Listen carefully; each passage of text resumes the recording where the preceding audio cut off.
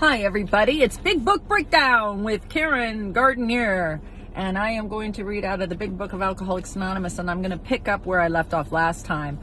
We're reading There Is a Solution, one of the best chapters you can read if you are new. In fact, it is a first step reading. I'm going to start where I left off on page 24. The second paragraph is where I'm going to start, okay? It's italicized, which means it's very important. And I read this paragraph. The last paragraph we read is going to be the first one today, okay? Page 24, second paragraph down. The fact is that most alcoholics, for reasons yet obscure, have lost the power of choice in drink. Our so-called willpower becomes practically non-existent. We are unable at certain times to bring into our consciousness with sufficient force the memory of the suffering and humiliation of even a week or a month ago. We are without defense against the first drink. The most certain consequences that follow taking even a glass of beer do not crowd into the mind or deter us.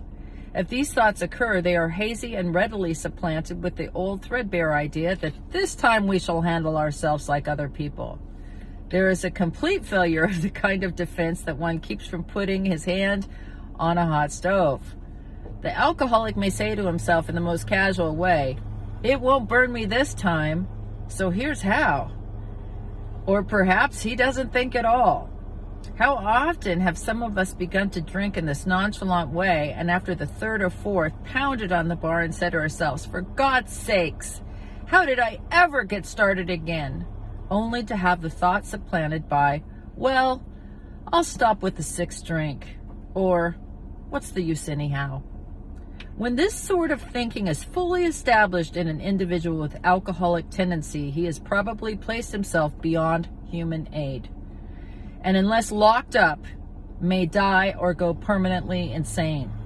These stark and ugly facts have been confirmed by legions of alcoholics throughout history, but for the grace of God, there would have been thousands more convincing demonstrations. So many want to stop, but cannot.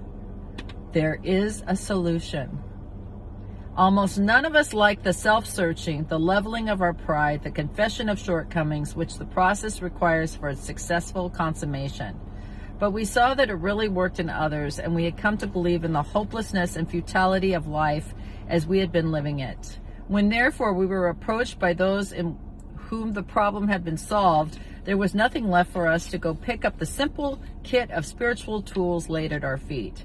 We have found much of heaven, and we have been rocketed into a fourth dimension of existence which we had never even dreamed. The great fact is just this, and nothing less: that we have had a deep and effective spiritual experiences which have revolutionized our whole attitude towards life, towards our fellows, and towards God's universe.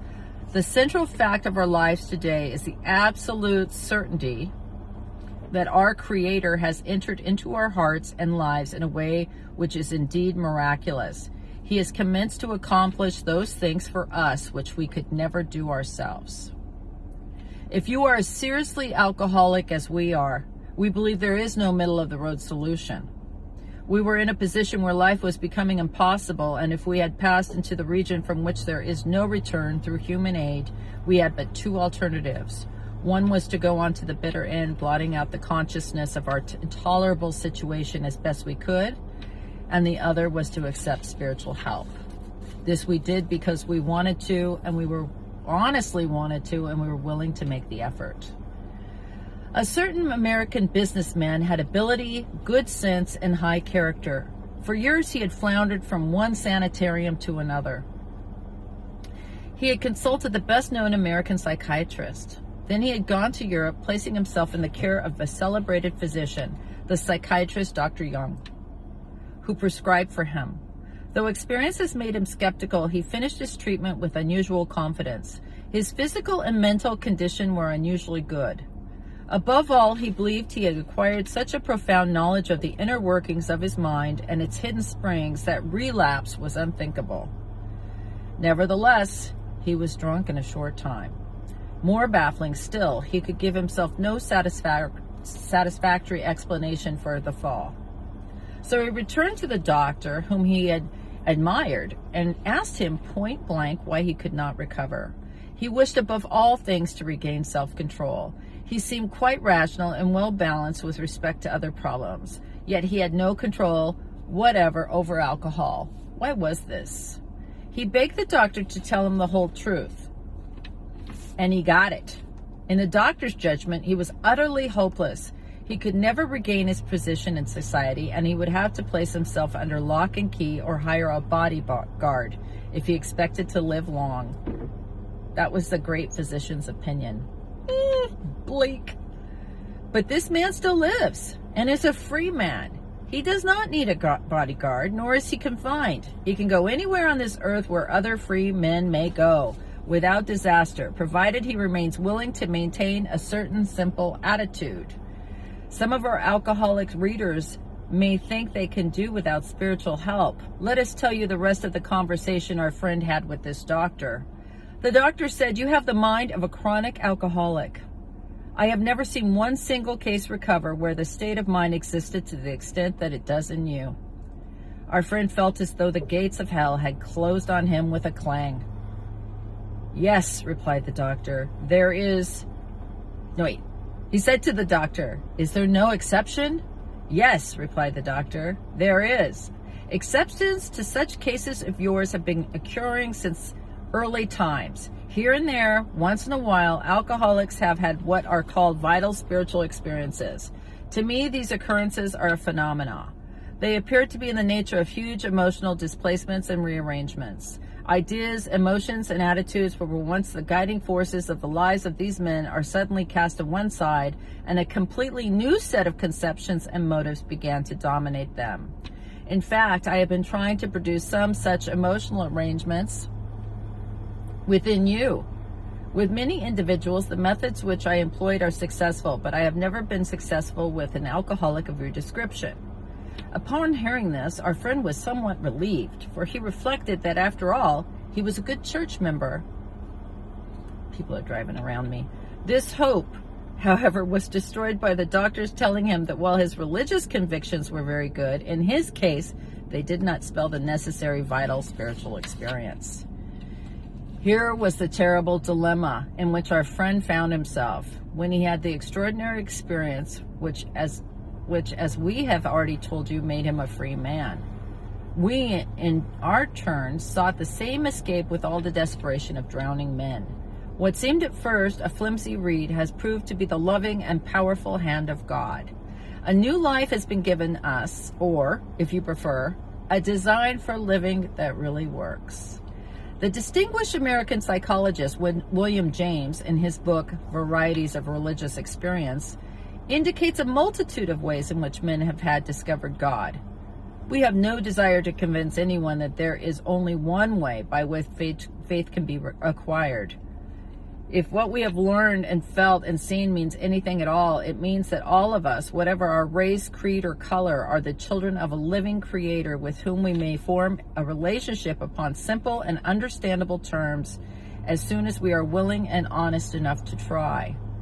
Those having religious affiliations will find here nothing disturbing to their beliefs or ceremonies. There is no friction among us over such matters. We think it is no concern of ours that religious bodies our members identify themselves with as individuals should be an entirely personal affair which each one decides for himself in the light of past associations or his present choice.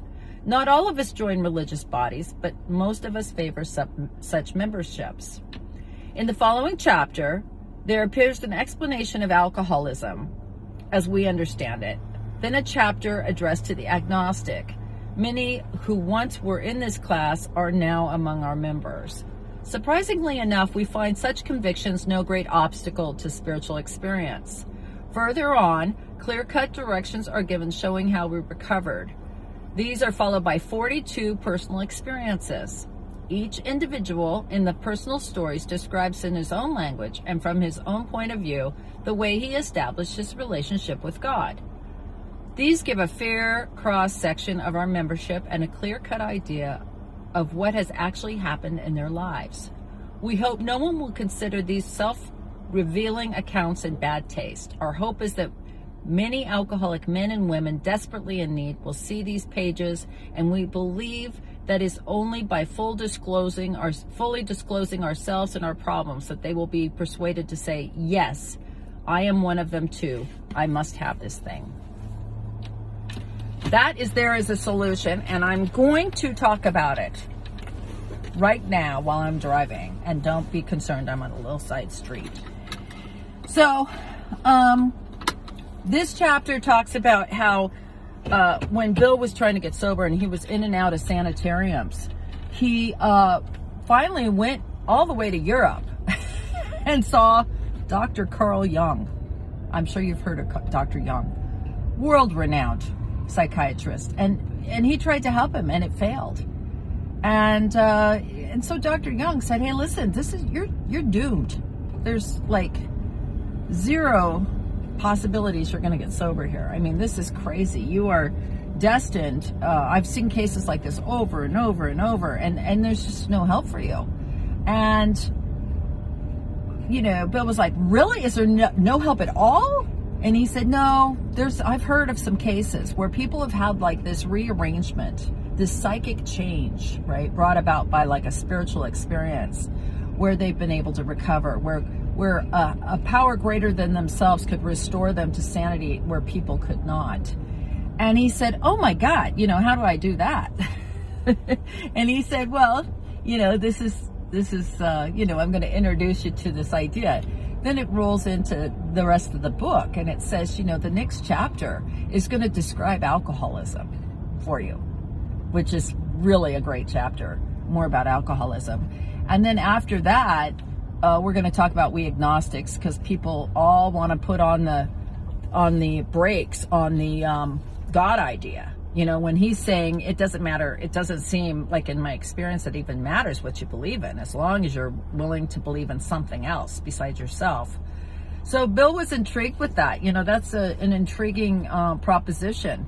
The footnote refers back to the spiritual experience, which is what I'm going to read next, because that is a first step reading, and it goes along with this one. Because it talks about how this is not a religion. This is a spiritual a program. And you can really, it adapts to anything you want, right? You get to decide. You get to find a power greater than yourself. We're not going to dictate that, which is why this has been so successful. And it will not interfere with your religion. If you're Jewish or Catholic or Buddhist, and you have Muslim, and you have ceremonial type things you have to do, that's not even the same thing. Okay? So it reassures you of that. The first 164 pages of the big book of Alcoholics Anonymous are designed to help you find a power greater than yourself. And so it says that after the end of the book, when they're done with the first 164, there's individual stories that you might relate to of how people found God, or their creator, how they recovered.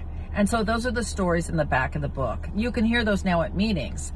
But in the beginning, it was very interesting in the first edition. We're in the fourth edition now. You've heard me talk about it. But in the first edition, those were the first 100 people. And so those stories, if you can get your hand on a first edition, read the stories in the back. Now, not all those people stayed sober, but they sure tried. So that is there is a solution. There is a solution. There is a solution. We're going to continue to talk about it. The next reading will be Spiritual Experience, which is on 567 and 568 in the back of the book. Okay, if you want to read ahead. I love you all, and thank you for joining me. See you next time.